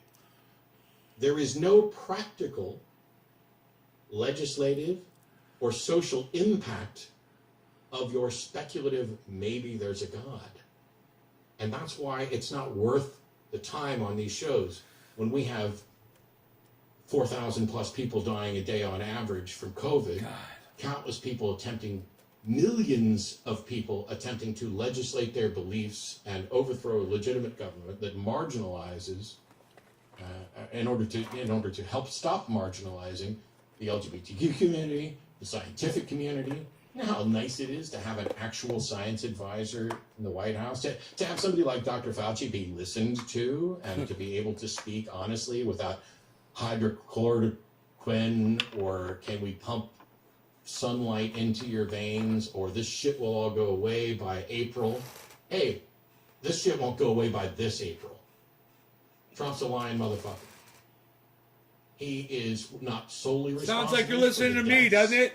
Related to COVID, but he's complicit, and he was the head motherfucker in charge, which means the buck stops with him and what he hasn't done. When your fourth dimensional maybe God is influencing how people are going to vote on other people's rights, call me back. Until then, just enjoy your little trips and your speculation. Because if you think that you hitting a bong are going to solve the issue about whether or not it's reasonable to believe in a God, when you have no understanding of epistemology, no understanding of evidence, no understanding of the subject at all, but you just had a cool idea, I don't think the odds are particularly likely. Hey, thanks for checking out this clip for the live. While you're here, hit that like button. Think that Matt might catch a little flack on the internet from people because he is saying something they don't want to hear. You know, I think I sympathize with that because I do that on every show. He's so big-headed. He is highfalutin. He's from Texas. You know, are you American, Shifu? Can we ask? Are you in the United States? You understand people from Texas? Yeah, they're a little highfalutin. You know, they're a little cocky. You know, everything's bigger in Texas. So is your ego. So is your attitude. You know, if you understand Texans, you might understand him a little bit right there. It's like Alex Jones, you know. I'm from Texas, and I just tell you how it makes me feel. Just kind of pumps me up. It's almost as enlivening as doing only half a line of super male vitality in the morning. Now, I will only chop up and snort half a line of super male vitality, of course, because it is so ultra potent. But of course, then I will completely remodel the bathroom. Again. I'll make it beautiful this time. Last time it's functional, this time it's going to be gorgeous. You know, we're going to do real high ceilings. We're going to take some walls down. We really got some big plans for the bathroom this morning. You need to understand, you know, when you're from Texas, you know, a little bit highfalutin, riding high on your high horse, a little bit, you know, just a little. It has an effect on you. You know, you might say, you know, he's a little big-headed. I might just say he's a Texan. You know, that's a Texan. That's what a Texan does. You know, they might appear that way. That's a Texan. You can see a resemblance between me and Alex Jones.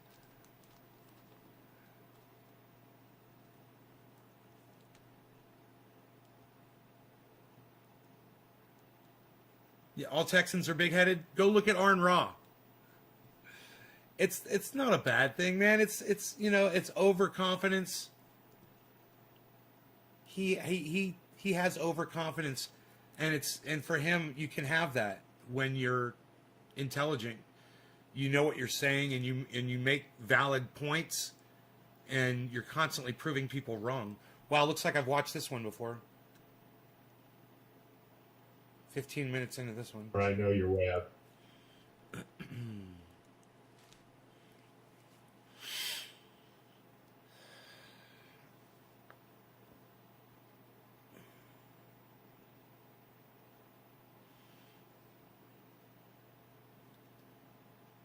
Alex Jones is a I think a good representation of Texas. You know, Matt Dillahunty, he's got just a little bit of that confidence. I think that watch him. He basically then you don't know about that sort of thing.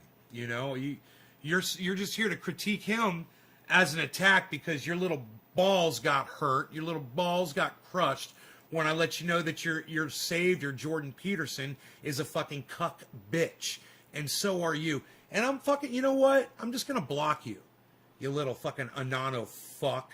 How about this? Get the fuck off my live stream. How about that? Poof. Now you're gone like a fart. You'll be forgotten.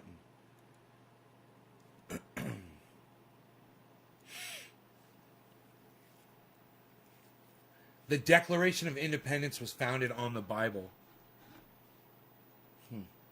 That's what they're arguing. Do you really believe everything comes from nothing? The new hero that flat earthers need. He wants to discuss the moon phases and how he thinks they debunk the heliocentric model. But will he fall at the first hurdle, or will he snatch victory from the jaws of defeat?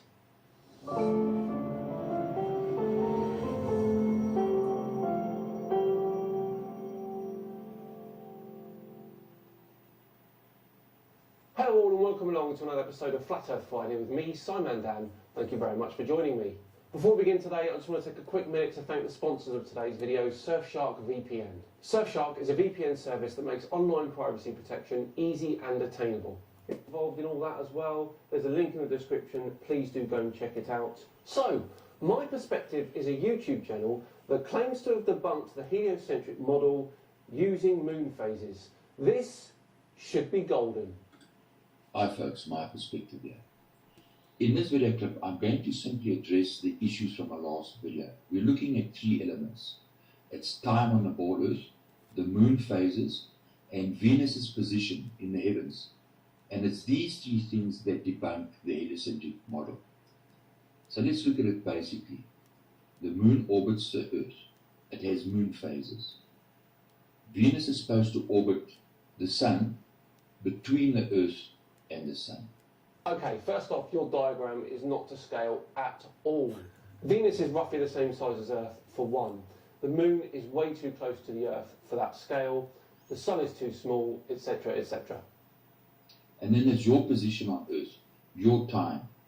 So whatever your time is on your watch would help give you an indication exactly where you are on this ball Earth. Right? Okay, but let's remember that we aren't all on the equator. So if it's after sunset, you'd say, well, it's 7 o'clock.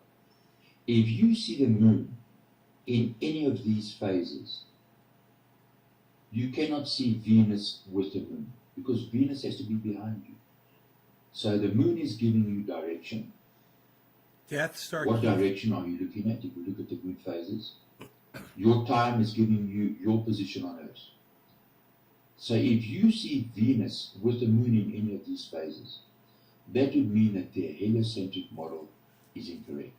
What? Okay, well, it's a good job that we don't see a full moon near Venus then, isn't it? You're not moving around, the Earth is actually turning. So the time comes from the Sun, right? In other words, your position on the ball as that ball Earth rotates. So let's have a look at an example that debunks the heliocentric model. So this is our first video clip. This person sees Venus in the night sky. His camera's facing up, and he sees a full moon. Okay, first question, how do we know that this is 100% Venus? Any evidence? It could be Saturn or Jupiter, for example. Where is the observational info? Time and date of observation, position of observation, where you are on Earth, etc., etc. So whether it's before the full moon or just after, this would be impossible. This person cannot see the full moon and Venus. As I said, we do not know that the planet we're looking at here is 100% Venus. So let's have a look. If he's on the Sean border, Astin. if it's after sunset, whether it's 7 o'clock, 8 o'clock, 9 o'clock, 11 o'clock, 1 o'clock in the morning, he cannot see a full moon as Venus. It's impossible. Okay, again, was it Venus? Personally, I doubt it. If you look at this video clip, once again we have the full moon was Venus. Right, so as the moon sets, right, he sees Venus with the full moon. That's physically impossible in the heliocentric model. Now, I know that this isn't Venus, because Venus is only visible shortly before sunrise or shortly after sunset, and that is because of its interior orbit. Look at that clip again. You would never see Venus that high in the sky at night time. Now think about this. This person is using a timer, an automatic timer head on his tripod. So I have one, I use them sometimes. I mean, it drives you crazy how stupid some of these people are. That they spend all this time with what they try to portray as facts of shit that they don't know. You know? I give Simon Dan a lot of credit for having the patience to just sit through their bullshit, listen to what they're saying to the point that you can disprove it. You know? To just be like, have the knowledge to listen to that and just know and just be like, oh, well, no.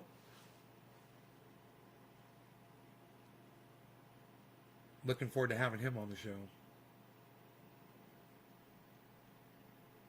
Hopefully we'll be hearing from him soon. I just sent him another email recently. They're looking for me. What's going on? Not so quick-witted. Not much. Not so.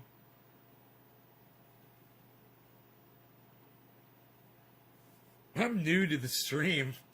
Right on.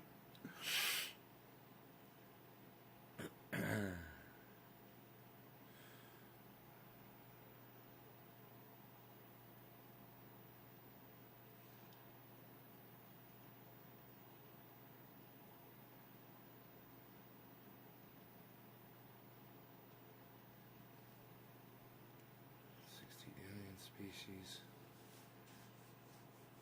You've seen some stuff. Yo, John C. Flater's seen some stuff. I've seen some stuff. It sounds official, bro. You've seen some stuff. It sounds super official, bro.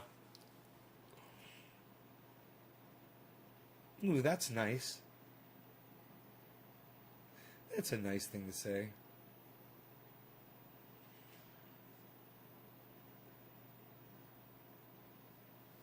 Charles, your mother, I'm sure she's a sweet woman, was, if she's dead, she's alive, sweet woman, your mom, Charles? Yeah, think of your mom's mouth on my cock, licking my taint, sucking my balls. Your mom, licking my ball sack, sucking the balls. Your mom, sucking my balls. What do you think of that, Charles? What do you think? Your mom's sucking my balls. Sucking my balls. Your mom is sucking my balls. And she's licking my taint.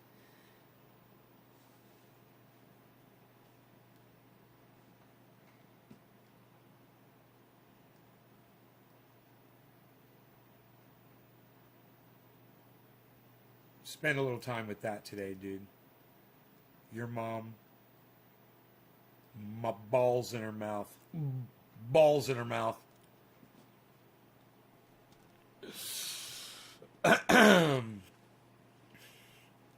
I just say what has to be said, right, bro? Psst. We're going outside. Me and that dog. We went outside earlier. We're going outside. We're going to go out on the deck. We're going to chill. It was cold this morning, man.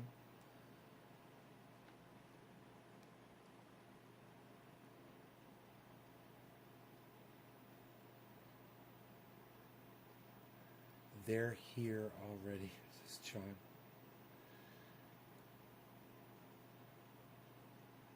Yeah, John, whatever, dude.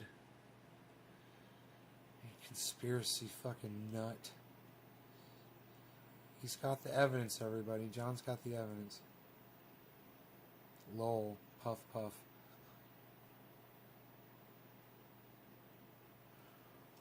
Whoa, whoa, whoa. Coin Bureau reveals his crypto fucking, his portfolio.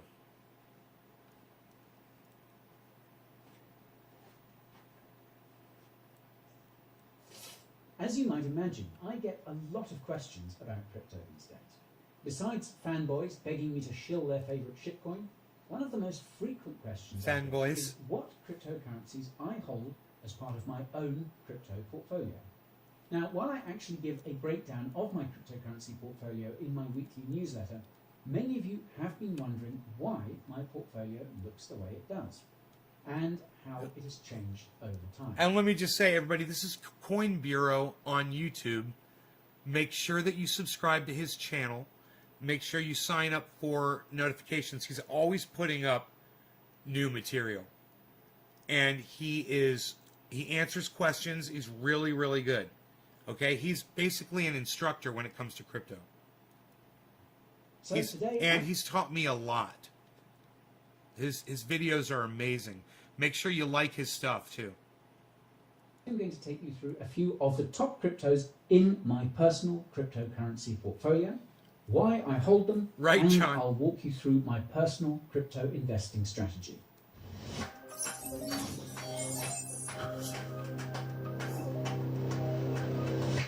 I hate to love be a that buzzkill, intro. but there are some disclaimers I need to distill. My casual clothing doesn't deceive you. I am not a financial advisor, and nothing in this video is financial or investment advice. You should also note that this video only discusses 5 of the 14 cryptocurrencies I currently hold. 14? If you're wondering what those other 9 cryptos are, I got way more stick than around 14. till the end and I'll tell you all about that weekly newsletter. He's only in 14. Now, if this is your first time here, lend me your ear. My name is Guy, and cryptocurrency is my career. If you've been looking for quality crypto content, you've come to the right place. Coin reviews, tokenomics, market analyses, and crypto economics are just a few of the courses on offer here at the Coin Bureau. If you consider yourself to be John, a what's crypto up, buddy? fanatic, subscribe to the channel and ping that notification bell while you're at it. And since you're already looking in that general direction, take note, please, of the timestamps in the video timeline that you can use to skip to different sections. Okay, without further delay, let's take a look at some of my top crypto plays. The first cryptocurrency I hold is the one and only Bitcoin, which currently makes up about 27% of my crypto portfolio. I wholeheartedly believe that Bitcoin is the best hedge against the current monetary system, and I unironically consider BTC to be digital gold. This is because BTC has a limited supply. This supply is quite equitably distributed, and BTC has stood the test of time as a currency. This isn't to say that Bitcoin doesn't have its fair share of flaws, though. Bitcoin is definitely not the most efficient cryptocurrency blockchain out there. Even when you factor in scaling solutions like the Lightning Network, it's unlikely that BTC will become the commonly used digital cash Satoshi intended it to be. John. Bitcoin also has limited programmability, meaning it cannot effectively support smart contracts Both of you. or run decentralized applications without the use of a secondary chain like the Stacks blockchain. However, there is one thing Bitcoin does better than any other cryptocurrency, fiat currency, or financial institution, and that is storing and transferring value in a secure, decentralized, and peer-to-peer manner. Bitcoin has also become synonymous with cryptocurrency to the common person. and BTC is leaps and bounds ahead in both retail and institutional adoption compared to other cryptos. So given how bullish I am about Bitcoin, you might be surprised to know that BTC is currently not my largest crypto holding. Oh. This is because I know that in the short to medium term, the percentage gains are going to be Ethereum? much larger in altcoins, especially now that Bitcoin dominates. Yes, an the Ethereum, stock. Cardano, or Polkadot. Every penny of those altcoin profits will go towards stacking sats. I can't because wait to I find am out what his up to number my one eighth is. year With a 10-foot pole. As you might have guessed, my top altcoin bet is none other than Ethereum. Boom! ETH currently accounts for just over 30% of my total crypto holdings, which makes it the largest slice of my portfolio pie. Now, before you roast me, allow me to explain why. For starters, Ethereum has the largest ecosystem of any cryptocurrency on the market. This is partially due to its first mover advantage as a smart contract cryptocurrency, but also because it has proven itself to be just as robust as Bitcoin since its launch in 2015. While Bitcoin functions as a store of value, Ethereum intends to be the world computer of the new decentralized internet, and there's no denying that it's much closer to that goal than its competitors at the moment. Over $50 billion is locked on Ethereum's innovative and composable DeFi protocols. Ethereum's 3,000 plus dApps have millions of monthly users, which is magnitudes more than any other cryptocurrency blockchain. This is despite the fact that Ethereum is being dragged down by high gas fees, which have apparently not dissuaded users as much as the crypto media You think and Chainlink? crypto connoisseurs would like you to believe. Most of the booming NFT market exists on the Ethereum blockchain. I like or Polkadot and leverages it in Cardano. some way. Ethereum hosts and handles the majority of stablecoins and their transactions, and Visa will soon be using the Ethereum Crypto.com. blockchain to settle transactions via the USDC stablecoin. Ethereum is also the home of blockchain domains, which are increasing in functionality and interoperability by the day. If you're unfamiliar with blockchain domains, I have previously done a video on it, which you can watch once this video is done by opening a new tab by hitting that link in the top right. Now, with all these facts, it's easy to see why Ethereum is the cryptocurrency of choice after Bitcoin for most institutional and retail investors. ETH holders will also have a say in how the blockchain is run once Ethereum 2.0 is rolled out, which is an extremely valuable thing for many institutional players. Nearly $8 billion of ETH has already been staked on Ethereum 2.0, even though it isn't technically live and won't be for another year at the least. If you didn't already know, some of that ETH is being staked by me. This is where the factual FUD comes in though, and that's Ethereum's genuine lack of scalability in its current form. While I am confident that Optimism and EIP 1559 are going to remedy these issues, there is a chance a good chunk of capital could start to slip to other smart contract blockchains before they go live. Even though I think ETH offers the best balance of risk versus reward at this point in time, this possibility of capital runoff calls for a hedge. That's where my third and fourth crypto picks come in. The third cryptocurrency in my portfolio is Polkadot, Boom! with DOT currently representing exactly 9.34% I nailed of my it! total crypto. Dude! I scooped up some DOT when I first covered Polkadot in late August last year.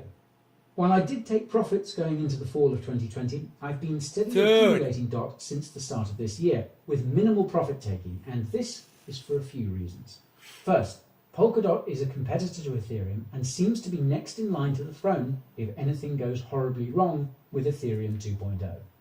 This is because Polkadot's founder, Dr. Gavin Wood, is one of the co-founders of Ethereum. Gavin also served as the CTO of the Ethereum Foundation, where he wrote the Ethereum Yellow Paper, created the Solidity coding language, and then coded the first functional version of Ethereum. Gavin left Ethereum in January 2016 to, quote, deliver on the promises that Ethereum could not, which was a reference to Ethereum 2.0, which was originally scheduled to launch in late 2015. Polkadot's architecture is consequently similar to that of Ethereum 2.0, though it uses a slightly different proof-of-stake consensus mechanism and is described with different terminology. As far as I can tell, Polkadot's ecosystem is the largest after Ethereum's, with at least 400 projects building on Polkadot. Although Polkadot has not yet plugged in the parachains required to power the dozens of dApps waiting to deploy, This is expected to begin Number 4, within the next few Cardano. months, which is much sooner than Ethereum. Oh yeah, is John, today. that's what I'm saying. This also Cardano means next. that DOT is destined to see an uptick in demand as users start to flock to Polkadot's flourishing ecosystem. This will actually start to happen well before the parachains go live because of parachain slot auctions. In short, this is where projects hoping to launch on Polkadot will be able to put down DOT in a bid to secure a parachain slot on the Polkadot blockchain. This DOT can be provided by the project, by its community, or both. This is going to cause a lot of buying pressure for DOT, Be tracked by regardless what? of what's Not happening so. with ETH at that time. Now, if this sounds like a bunch of gibberish, I've left a link to my recent video about Polkadot's parachain slot auctions in the description. That said, these parachain slot auctions will first be tested on Polkadot's canary network, Kusama. If not And this means that Cardano, it could be months before we see them happening on Polkadot. who That's else why besides I've got some Cardano? money on a Crypto.com, second if not smart contract Cardano. horse. The fourth crypto project Oh I my own on God! Polkadot is Cardano. Oh my With God, over I can't believe I'm nailing 8% these! of my crypto portfolio. I started allocating to ADA last summer when I noticed that it had gone over 8 cents. So for the fucking first time funny, in man. over a year, and had been consistently setting higher highs and lower lows in the months prior. Like Polkadot, I see Cardano primarily as a hedge in case anything goes wrong with Ethereum. Cardano's founder, Charles Hoskinson, also happens to be one of the co-founders of Ethereum, though he left the project much earlier than Gavin did. I am a huge fan of Cardano's peer review approach to research and development, even though it has really drawn out the rollout of its blockchain. Still, I have a feeling that Cardano will be running smart contracts much sooner than Polkadot, which would theoretically make it the next runner-up to Ethereum.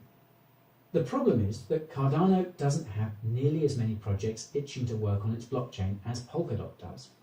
More importantly, Cardano isn't able to test its smart contract functionality in a real-world setting the same way Polkadot can using Kusama. While I think it's very unlikely we will see any issues with Cardano's smart contracts, I still think the risk is higher than with Polkadot smart contracts for this reason, which is why I hold slightly more DOT than ADA. One big edge that Cardano has over Polkadot and most other cryptocurrencies is the size and engagement of the Cardano community. Some of my most viewed videos are about Cardano, and Charles Hoskinson's YouTube channel seems to be growing even faster than mine. More than 60% of all ADA in circulation is also being I can staked see him nearly investing in 2,500 BlockFi, staking pools. Uniswap. Cardano may not have as many dApps waiting to deploy as Polkadot, but it probably has millions more people waiting to use them, and their hype is sure to be a demand driver for ADA. I'm thinking If you want Crypto.com an though, in-depth dude, is a comparison great of one. Cardano versus Polkadot, you can watch my video. Here we on go. that What's his using the next link one? in the top right. Speaking of links, Chainlink is the fifth cryptocurrency Nice, I dude. hold, You mentioned and that just one. Over 4% of my portfolio is in Link. Damn, I got Chainlink. Not financial advice, but if you believe in things like DeFi, NFTs, and any other decentralized technologies beyond digital cash, you should consider holding an Oracle crypto of some kind. This is because oracles are required to feed real-world data into smart contracts on cryptocurrency blockchains. Without oracles, dApps and protocols would have little to no real-world utility. My personal preference is Chainlink Yes, because I'm it familiar has with the Edward largest Snowden. ecosystem of any oracle. I count nearly 500 Look, partnerships guys. at the time of shooting. I'm really enjoying this video, but I can see you guys are leaving the chat, and I'm sad that you guys are leaving. I wish you guys would stay. Remember, we got Matt DILLAHUNTY here next Tuesday at noon Northern California time. That's in 2 hours from now on Tuesday. Okay? Matt DILLAHUNTY's going to be here, guys, from the Atheist Experience. Be here. Check that show out, man. It's going to be a lot of fun. You can go check out some of my previous interviews over there at naysgarden.com. You know? All right, you guys. I'm going to take my dog outside. Take care, y'all. Love y'all. Bye-bye. Oh, yeah. And check out Guy from Coin Bureau at Coin Bureau on YouTube. He's fantastic.